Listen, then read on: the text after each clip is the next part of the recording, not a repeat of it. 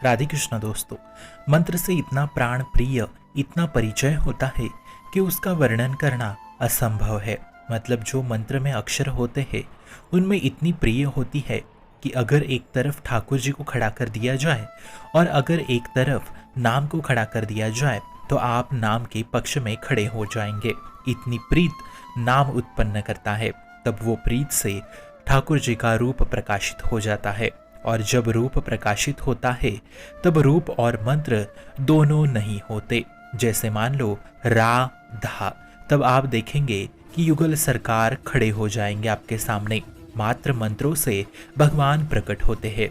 इसलिए हमारे पुराण साधु संत कहते हैं, माला जप की संख्या पे न जाके, समय पे न जाके, मतलब मान लो एक माला को यदि 1 घंटा लगता है तो कैसे 16 माला पूरी करे। तो मित्रों, हमें माला की संख्या और समय दिखा के किसी से पगार थोड़ी लेनी है, हमें तो डूबना है। अगर आप 30 मिनट में भी 1 माला डूब के करते हो तो ये बहुत आनंद का विषय है। हम अपने प्रभु में तन्मय होने के लिए साधना करते हैं। आप बताइए, बहुत माला जप का फल क्या है? मान लो आपने 100 माला की तो उसका फल क्या है? तो जवाब है तन्मयता। प्रभु में तन्मयता, संसार का चिंतन छूटे और प्रीतम के चिंतन में डूबे, यही तो फल है जप का। और आप डूब करके भजन कर रहे हो और 1 माला चाहे 30 मिनट में हो या चाहे 1 घंटे में हो, तो हमें इससे कोई परेशानी नहीं होनी चाहिए, क्योंकि वाचिक मंत्र से 1000 गुना बढ़ के फल मिलता है जब आप मानसिक चिंतन करते हुए मंत्र जपते हो। इसलिए मानसिक चिंतन के साथ माला जप होनी चाहिए, वाचिक नहीं।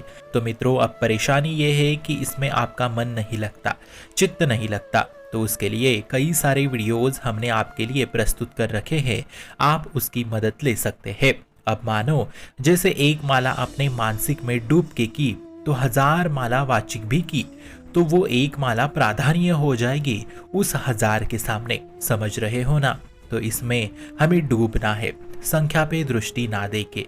1 माला मानसिक चिंतन से हो रही है तो 1 माला ही काफी है, क्योंकि साधना की पद्धति है निरंतर भगवताकार वृत्ति हो जाना। फिर आप अभ्यास करो कि मानसिक चिंतन के साथ और माला कैसे हो सके उसका। फिर 16 तक रुक जाओ। गुरु ने बोला रोज 16 माला घुमानी है तो घुमाओ, फिर फुर्सत हुई।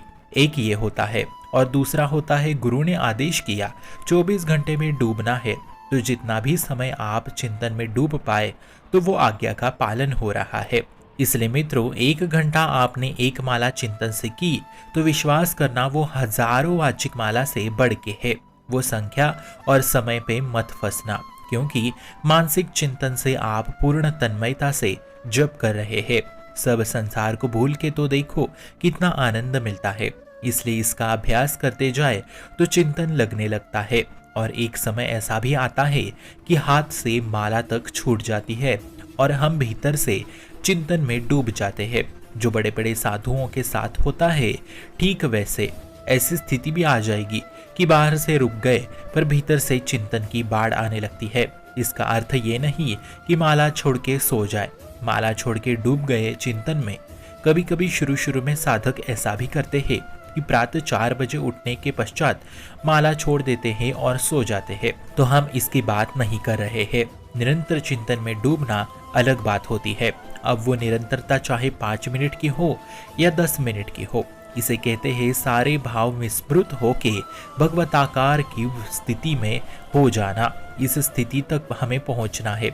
इसलिए प्रयास करें कि मानसिक चिंतन के साथ माला जप करें, ताकि वाचिक स्थिति में माला जप करनी है। शुभम भवतु कल्याणमोस्तु। भक्ति का प्रसार करने हेतु इस चैनल को अपने मित्र और परिवार संग शेयर जरूर करें, और भक्ति दृढ़ करने हेतु इस चैनल को सब्सक्राइब करना ना भूले। राधे राधे।